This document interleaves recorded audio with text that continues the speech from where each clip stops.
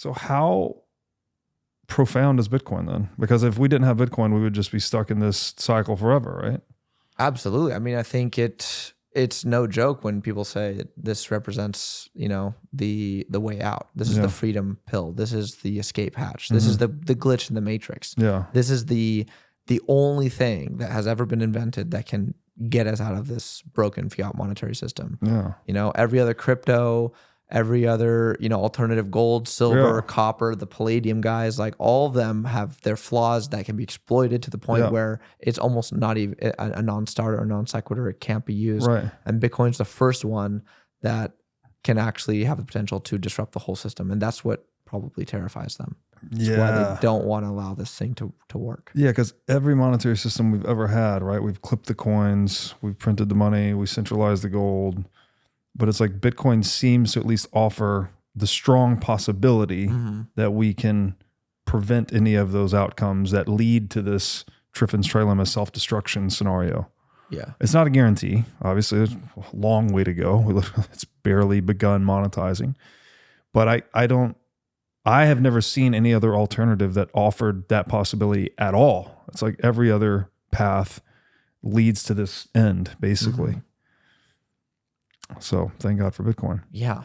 Thank God. I mean, again, because like I always thought that this thing would melt down much sooner than it would. And they've always been able to kick the can much further. And so their lies and deception can last longer than people think, which is unfortunate.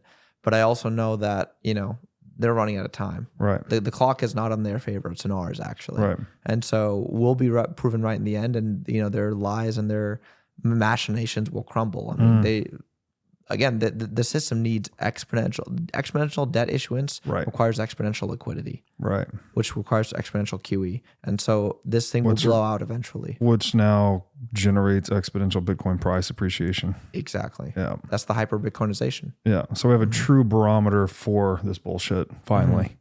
Whereas in the past, no one even knew what fiat currency meant, much less anything that's beneath the surface.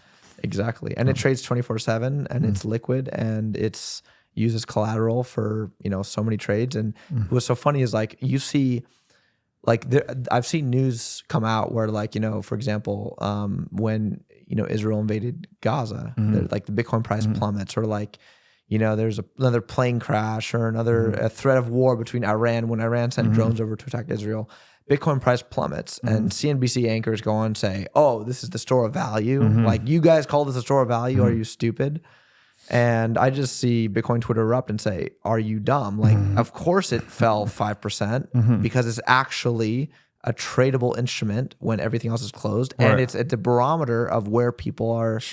Where people are at financially, where leverages, where financial conditions are at, and so there's of course whenever there's a panic, people rush and sell and panic and freak out. I mean that's how markets work. That's how they should work. Yeah.